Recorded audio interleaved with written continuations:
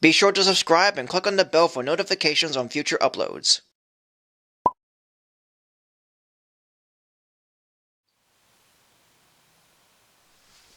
Hello everyone, Simon Bart here, or you can call me Sully. Well, it's St. Patrick's Day, and I felt like doing another cartoon review that's good for the holiday.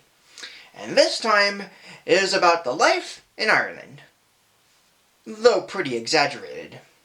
Released on February 25th, 1949 from Paramount's famous studios under the National Telefilm Associations Incorporated, it's the screen-song cartoon called The Emerald Isle. The cartoon is presented as a documentary short on life in Ireland, with the town's food and culture, but it mainly showcases lots of gags, mostly of visuals and puns, all ending with the leprechauns playing music and having the 1917 Irish song McNamara's Band by Seamus O'Connor to be the song for the audience to sing along to. Last year I took a look at two novel-tuned St. Patrick's Day cartoons, The Wee Men and Leprechaun's Gold, and both of them feature the same leprechaun characters.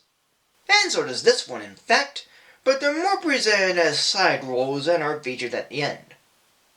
But the biggest highlight of the cartoon are the abundance of visual gags and puns. They pretty much make up the entire cartoon, and many of them gave me a laugh.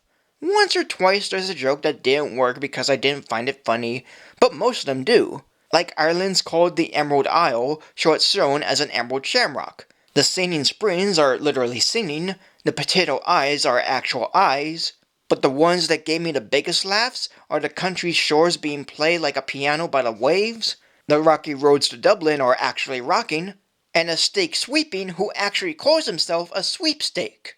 Plus there's a few visual gags involving the leprechauns playing the music, and they're funny in their own right, such as the conductor using his nose to turn the page, one of them using a pump to play an instrument, and where the small leprechaun looks like he's about to be hit with the cymbals, but it didn't happen, which is a nice change of expectations. Also, during the song McNamara's Band, the leprechauns march with their instruments, but when they turn around, the little leprechaun doesn't follow and tries to catch up, which was pretty funny the first time, but then it shows up 2 more times after each verse and it got less funny. At one point, while the leprechauns were playing their music, lots of dancing starts happening, from eggs to shamrocks, and my favorite and funniest of these dancing bits is when a bottle of Irish spirits open up, and instead of wine coming out and dancing, it's spirits, as in ghosts, coming out and dancing.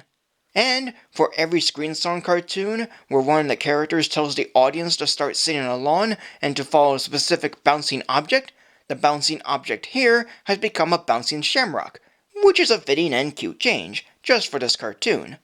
And that's what I thought about this cartoon. It's both funny and cute, but definitely more funny. And the actors voicing the characters, though uncredited, are pretty fine.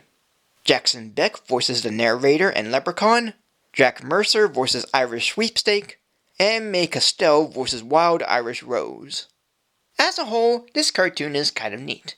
Director Seymour Nittle had made a fun and often funny cartoon, where the narration is pleasant, the gags are pretty good, and the animation is swell enough.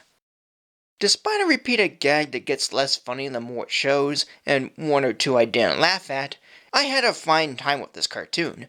It may just be like a documentary cartoon on the life of Ireland, filled with puns, sight gags, and a song to sing along to, but I find to like it enough.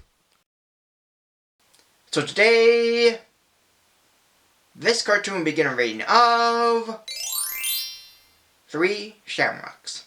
So thank you for joining me. Like, comment, subscribe, follow me on Facebook or Twitter, support me on Patreon.